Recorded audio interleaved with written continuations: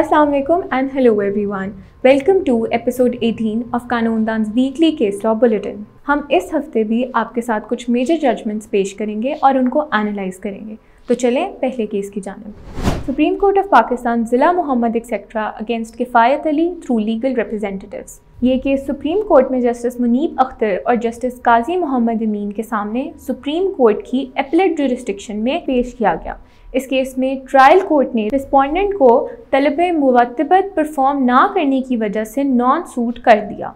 Trial court की इस finding को एडिशनल डिस्ट्रिक्ट जज ने भी अफर्म किया, लेकिन फिर पेशावर हाई कोर्ट ने इस जजमेंट को ओवरटर्न कर दिया। अब इस अपील में सुप्रीम कोर्ट के सामने मेन इशू यही था कि क्या हाई कोर्ट अपनी रिविजनल जुरिस्डिक्शन में लोअर कोर्ट्स की कॉन्करेंट फाइंडिंग्स के साथ इंटरफेयर कर सकता था। इस अपील को अलाउ करते हुए सुप्रीम कोर्ट ने कहा कि जब सिविल जज का point of view appellate court affirm करे और इन कोर्ट्स की फाइंडिंग्स फैक्चुअली पॉसिबल हो, अनरियलिस्टिक ना लगे, कोई एरर या इरेगुलरिटी ना हो और मिस रीडिंग या नॉन रीडिंग ऑफ एविडेंस पर बेस्ड ना हो, तो हाई कोर्ट अपनी रिविजनल जुरिस्डिक्शन में इन फैक्चुअल फाइंडिंग्स के साथ इंटरफेयर नहीं कर सकता। फजल रहमान अगेंस्ट फहमीदा। ये केस पेशावर हाई कोर्ट में जस्टिस वकार अहमद के सामने पेश किया गया। इस केस में कोर्ट के सामने दो मेन इश्यूज़ थे। पहला ये था कि west Pakistan family courts act 1964 के सेक्शन 14 को किस तरह इंटरप्रेट करना चाहिए और क्या फैमिली कोर्ट की तरफ से पास की गई decree of dissolution of marriage को अपील किया जा सकता है। केस का सेकेंड इशू ये था कि क्या क्रूअल्टी की बेसिस पर ग्रांट की गई डिक्री ऑफ डिसोल्यूशन के हवाले से हाई कोर्ट के सामने एक रिट पिटिशन मेंटेनेबल थी या नहीं। पहले इशू को डिसाइड करते हुए कोर्ट ने फैमिली कोर्ट्स एक्ट 1964 के सेक्शन 14 को डिटेल में एनालाइज किया। अब सेक्शन 14 के सबसेक्शन 1 के मुताबिक फैमिली कोर्ट की तरफ से पास किया गया कोई भी डिसीजन अपीलेबल है। अलबत्ता सेक्शन 14 के सबसेक्शन 2 के तहत इस राइट ऑफ अपील की कुछ एक्सेप्शंस हैं और सबसेक्शन 2A के नीचे एक degree of dissolution of marriage appealable नहीं है अनलेस ये dissolution of Muslim marriages act के सेक्शन 2 क्लॉज A आइटम 8 के नीचे ग्रांट की हो। अब जस्टिस वकार अहमद के मुताबिक ऐसा क्लॉज एपलेट कोर्ट जुरिस्डिक्शन को आउस्ट करता है। एक राइट ऑफ अपील एपेलेंट की सब्सटेंटिव राइट होती है और ऐसे आउस्टर क्लॉजेस को नैरोली इंटरप्रेट करना चाहिए। इसलिए सेक्शन 14 के सबसेक्शन 2 को रिस्ट्रिक्टिवली इंटरप्रेट करना होगा। इस रिस्ट्रिक्टिव इंटरप्रिटेशन पर फैमिली कोर्ट की सिर्फ वो डिक्री से अपील अवेलेबल नहीं जो कि मैरिज को डिसॉल्व करती है और जिनके साथ कोई कंडीशंस अटैच ना हो। यानी कि अगर फैमिली कोर्ट ने महज एक मैरिज को डिसॉल्व किया हो तो ये एपलेट कोर्ट की जुरिस्डिक्शन में नहीं कि वो इसे रिवर्स कर दे। लेकिन अगर ऐसी डिसोल्यूशन के साथ ग्रांट या रिफ्यूज़ल ऑफ डावर जैसा कोई कंडीशन अटैच्ड हो तो इसे अपील किया जा सकता है। केस का सेकेंड इशू पढ़ते हुए कोर्ट ने कहा कि अगर dissolution of Muslim marriages act के सेक्शन 2 आइटम 8 के क्लॉज A के नीचे क्रूअल्टी की बेसिस पर डिसोल्यूशन ग्रांट की जाए तो इस डिसोल्यूशन के खिलाफ एक रिट पिटिशन नहीं लाई जा सकती। ये इसलिए क्योंकि फैमिली कोर्ट एक्ट 1964 के सेक्शन 14 के तहत ऐसी डिसोल्यूशन को सीधा एपलेट कोर्ट में अपील किया जा सकता है और इस अपील की मौजूदगी में एक रिट पिटिशन मेंटेनेबल नहीं। Mohammad Nawaz Sharif against state. ये केस इस्लामाबाद हाई कोर्ट में जस्टिस आमिर फारूक और जस्टिस मोहसिन अख्तर कयानी के सामने एक क्रिमिनल अपील के तौर पर पेश किया गया। इस केस के फैक्ट्स पर मियां मोहम्मद नवाज शरीफ को 2017 में अकाउंटेबिलिटी कोर्ट नंबर 1 इस्लामाबाद ने रेफरेंस नंबर 2017 में कन्विक्ट किया। उन्होंने फिर ये प्रेजेंट केस में अपील फाइल की, लेकिन वो इस अपील की हेयरिंग्स पर पेश ना हुए और उन्हें एक फ्यूजिटिव डिक्लेयर कर दिया गया। अब इस प्रेजेंट केस में मेन इशू ये था कि इस केस की प्रोसीडिंग्स को किस तरह चलना चाहिए। अपेलेंट की काउंसिल के मुताबिक अपील भी ट्रायल की कंटिन्यूएशन होती है और कॉन्स्टिट्यूशन के आर्टिकल 10A के तहत हर सिटीज़न के पास एक राइट टू फेयर ट्रायल है और अपेलेंट की एब्सेंस में ये केस आगे प्रोसीड नहीं कर सकता। इस अपील को डिसमिस करते हुए कोर्ट ने उस सिनेरियो को डिटेल में एनालाइज किया जिसमें एक fugitive leave to appeal file करता है। PLD 1981 सुप्रीम कोर्ट 265 पर रिलाय करते हुए कोर्ट ने कहा कि कोर्ट किसी ऐसे पर्सन को एड नहीं करता जो कि एक फ्यूजिटिव फ्रॉम जस्टिस हो। अगर एक एब्सकॉन्डर एक पावर ऑफ अटर्नी एग्जीक्यूट कर भी ले तो इसकी बेसिस पर अपील फाइल नहीं हो सकती और कोर्ट एक ऐसी अपील को डिसमिस कर सकता है। 2015 SCMR 1002 में भी सुप्रीम कोर्ट ने अपील को डिसमिस कर दिया, लेकिन उन्होंने ये कहा कि अगर एब्सकॉन्डर रिकैप्चर हो जाए तो वो रिजरेक्शन ऑफ अपील्स ही कर सकते हैं। ये बात सच है कि आर्टिकल 10A हर सिटीजन को एक right of fair trial grant करता है और इस केस में एपेलेंट को ये राइट दी गई, लेकिन उन्होंने खुद कोर्ट के प्रोसेस को अब्यूज़ किया। साजिदा रहमतुल्लाह अगेंस्ट गार्डियन जज 2 एक्सेट्रा। ये केस लाहौर हाई कोर्ट के सामने एक रिट पिटिशन के तौर पर पेश किया गया। इस केस के फैक्ट्स पर पिटिशनर ने अपने भाई के माइनर बच्चे को अडॉप्ट किया, लेकिन इसके बाद बच्चे के असली पेरेंट्स उसे ले गए। पिटिशनर ने फिर गार्डियन कोर्ट के सामने एक कस्टडी पिटिशन फाइल की और इस केस के एंड के करीब एप्लीकेशन मूव की कि गार्डियंस एंड वार्ड्स एक्ट 1980 के सेक्शन 17(3) के नीचे माइनर की प्रेफरेंस डिटरमिन करने के लिए स्टेटमेंट रिकॉर्ड की जाए। अलबत्ता इस एप्लीकेशन को डिसमिस कर दिया गया। इस केस में कोर्ट के सामने 4 मेन इश्यूज़ थे। पहला इशू ये था कि फ्रेज़ वेलफेयर ऑफ माइनर का क्या मतलब है।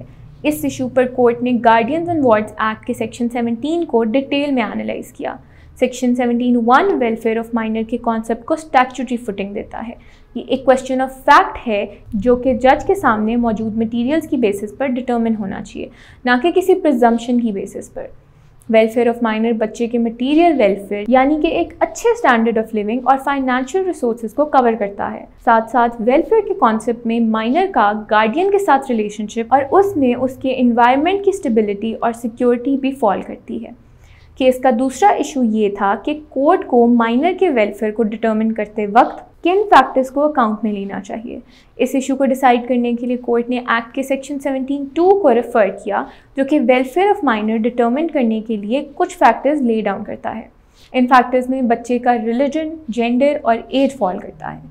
साथ साथ कोर्ट को बच्चे और गार्डियन के दरमियान रिलेशनशिप को देखना चाहिए और इनके बीच में प्रीवियस रिलेशनशिप को भी कंसिडर करना चाहिए। केस का थर्ड इशू ये था कि क्या वेलफेयर ऑफ माइनर डिटरमिन करने के लिए बच्चे की अपनी प्रेफरेंस एक रेलेवेंट फैक्टर है। इस इशू पर कोर्ट ने एक्ट के सेक्शन 17(3) को रेफर करते वक्त कहा कि अगर बच्चा एक इंटेलिजेंट प्रेफरेंस फॉर्म करने के काबिल है तो ये डेफिनेटली उसका वेलफेयर डिटरमिन करने के लिए कंसिडर होगा। केस का फाइनल इशू ये था कि क्या माइनर की प्रेफरेंस डिटरमिन करना और उसके साथ अटैच किया गया वेट एक ही चीज़ है। इस इशू को डिसाइड करते हुए कोर्ट ने कहा कि केस के दौरान माइनर को डिटेल में इंटरव्यू करना चाहिए, उसकी प्रेफरेंसेस को असर्टेन करना चाहिए, लेकिन महज बच्चे से उसकी प्रेफरेंस पूछना काफ़ी नहीं। अगर कोर्ट को लगे कि माइनर किसी के इंस्ट्रक्शंस या प्रेशर में अपने जवाब दे रहा है तो वो माइनर की प्रेफरेंस को डिसमिस भी कर सकते हैं। इसीलिए प्रेफरेंस को डिटरमिन करना और उसकी दी गई वेटेज 2 अलग इश्यूज़ हैं।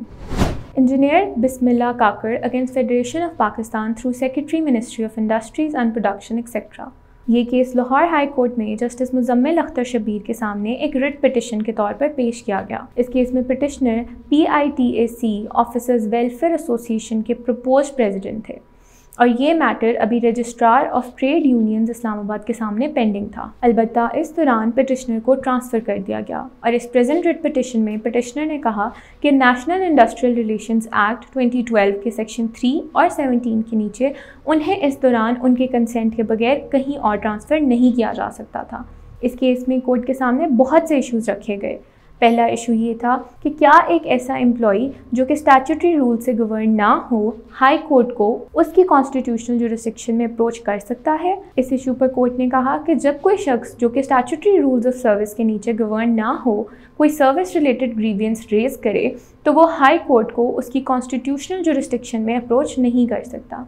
इस केस का सेकेंड इशू ये था कि क्या 2012 के एक्ट का सेक्शन 17 एम्प्लॉयर पर अप्लाई करता है। इस इशू पर कोर्ट ने सेक्शन 17 की वर्डिंग को डिटेल में एनालाइज किया। अब ये सेक्शन क्लियरली ट्रेड यूनियंस के मेंबर्स और ऑफिसर्स पर अप्लाई करता था, जिसमें एम्प्लॉयर्स शामिल नहीं। ना ही एम्प्लॉयर्स ऑफिसर्स की डेफिनेशन में फॉल करते हैं, क्योंकि इसी एक्ट के सेक्शन 2 सबसेक्शन 22 के तहत लफ्ज़ ऑफिसर्स ट्रेड यूनियन के एग्जीक्यूटिव के मेंबर्स को तो कवर करता है, लेकिन उनके ऑडिटर्स और लीगल एडवाइजर्स को नहीं। इस केस का थर्ड इशू ये था कि क्या हाई कोर्ट अपनी कॉन्स्टिट्यूशनल जुरिस्डिक्शन में ये डिटर्मिन कर सकता था कि क्या वाकई में पिटिशनर एम्प्लॉयर की डेफिनेशन में फॉल करता है। हाई कोर्ट ने कहा कि ये इशू डिटर्मिन करने के लिए कोर्ट को PITAC के मामलात की डिटेल्ड अंडरस्टैंडिंग चाहिए होगी और साथ साथ उन्हें ये पता लगाना होगा कि पिटिशनर इस ऑर्गेनाइजेशन में एग्जैक्टली क्या ड्यूटीज़ परफॉर्म करते थे। ये सब इश्यूज एक बहुत ही डिटेल्ड इन्वेस्टिगेशन रिक्वायर करते थे और दोनों पार्टीज़ भी इन फैक्ट्स पर कॉन्कर नहीं कर रही थी। इसीलिए इस इशू को इतनी डिटेल में डिटर्मिन करना कोर्ट की कॉन्स्टिट्यूशनल जुरिस्डिक्शन से बाहर था। केस का लास्ट इशू ये था कि क्या स्पेशल लॉ में रेमेडी मौजूद होने के बावजूद पिटिशनर डायरेक्टली एक कॉन्स्टिट्यूशनल पिटिशन फाइल कर सकते थे। इस इशू पर लाहौर हाई कोर्ट ने क्लियरली कहा कि जब एक स्पेशल लॉ एक रेमेडी प्रोवाइड करे तो कॉन्स्टिट्यूशनल पिटिशन लाने से पहले ऐसी रेमेडी को सबसे पहले यूटिलाइज करना चाहिए।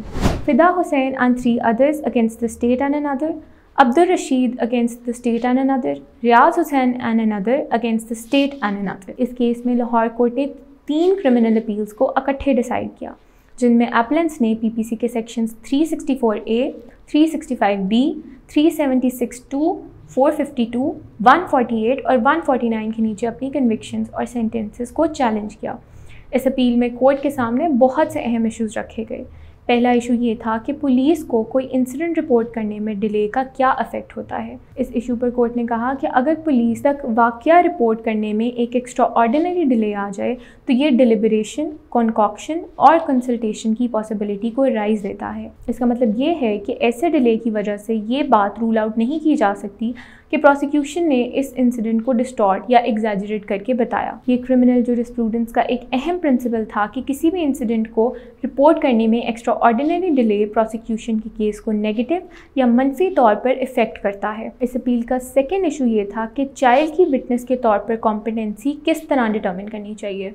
इस इशू पर कोर्ट ने कानून शहादत ऑर्डर 1984 के आर्टिकल्स 3 और 17 को रेफ़र किया और कहा कि चाइल्ड की कॉम्पिटेंस को डिटर्मिन करने के लिए इन सेक्शंस के तहत रैशनैलिटी टेस्ट करना होगा। अलबत्ता इस रैशनैलिटी टेस्ट से पहले कोर्ट को वॉयर डायर कंडक्ट करनी होगी। वॉयर डायर एक फ्रेंच फ्रेज़ है जिसका मतलब होता है स्पीक द ट्रूथ। एक क्रिमिनल केस में वॉयर डायर एक ऐसी इंक्वायरी होती है जिसके थ्रू केस के रिलेटेड एंसिलरी इश्यूज़ को डिसाइड किया जाता है, जो कि एक फेयर डिसीजन देने के लिए ज़रूरी होता है। इस केस का फोर्थ इशू ये था कि अगर कोई पार्टी अपने माइनर विटनेस को गिव अप कर दे तो इसका लीगल कॉन्सिक्वेंस क्या होगा। इस इशू पर कोर्ट ने कहा कि ये बात सच है कि किसी विटनेस को गिव अप करना प्रोसिक्यूशन की अपनी चॉइस है। अलबत्ता एक चाइल्ड एक विटनेस के तौर पर टेस्टिफाई कर सकता है और ये ट्रायल कोर्ट की रिस्पॉन्सिबिलिटी है कि रैशनैलिटी टेस्ट के तहत उसकी कॉम्पिटेंस डिटर्मिन करे। अगर प्रोसिक्यूशन इस टेस्ट के बगैर ही अपने माइनर विटनेस को गिव अप कर दे तो ये एक इलीगैलिटी है और इसका असर प्रोसिक्यूशन पर ही होगा। इस अपील में फिफ्थ इशू ये था कि बेस्ट एविडेंस रूल का क्या मतलब था। हाई कोर्ट ने स्ट्रेस किया कि क्रिमिनल केसेस में बेस्ट एविडेंस रूल इंतहाई अहम है। एक एक्यूज तब तक इनोसेंट कंसिडर किया जाता है जब तक उसको गिल्टी प्रूव ना किया जाए और ये बर्डन प्रोसिक्यूशन पर है कि वो कोर्ट को सारा सच बताए और एविडेंस का कोई भी अहम हिस्सा ना छुपाए। केस का सिक्स्थ इशू ये था कि कोर्ट पर विटनेसेस समन करने के हवाले से क्या ड्यूटी थी। इस इशू पर कोर्ट ने कहा कि एक क्रिमिनल ट्रायल का मकसद ये था कि सच तक पहुंचा जाए और ये पता लगाया जाए कि क्या एक्यूज्ड के खिलाफ एलिगेशन सही हैं या नहीं। इस हवाले से ट्रायल कोर्ट सिर्फ प्रोसिक्यूशन या डिफेंस पर डिपेंडेंट नहीं और वो कोई भी ऐसी डॉक्यूमेंट या विटनेस को समन कर सकता है जो कि उन्हें लगता है कि फेयर डिसीजन देने के लिए लाजमी है। ट्रायल कोर्ट नई एविडेंस क्राफ्ट तो नहीं कर सकता, लेकिन वो सारी एविडेंस समन कर सकता है जो कि उसके मुताबिक कोई पार्टी हाइड कर रही है। इस केस का सेवेंथ इशू ये था कि अगर क्राइम सीन से सिर्फ ऑफेंस का वेपन रिकवर हो लेकिन कोई एम्प्टीज रिकवर ना हो तो इसका क्या इफेक्ट होगा। इस इशू पर कोर्ट ने कहा कि अगर क्राइम सीन से कोई भी क्राइम एम्प्टीज रिकवर ना हो जो कि क्राइम वेपन के साथ कनेक्ट हो तो ये प्रोसिक्यूशन को उनके केस में कोई मदद नहीं करती। इन अपील्स का लास्ट इशू ये था कि अगर पूरे केस में कोई भी इशू डाउट क्रिएट करे तो क्या इस डाउट का बेनिफिट पूरे केस तक एक्सटेंड होना चाहिए? इस इशू पर हाई कोर्ट ने क्लियरली कहा कि अगर कोई सिंगल इशू भी किसी रीजनेबल माइंड में एक्यूज्ड के गिल्ट के हवाले से डाउट क्रिएट करे तो ये doubt as a matter of right पूरे केस तक एक्सटेंड होगा। Abid Farooq against federation of Pakistan etcetera.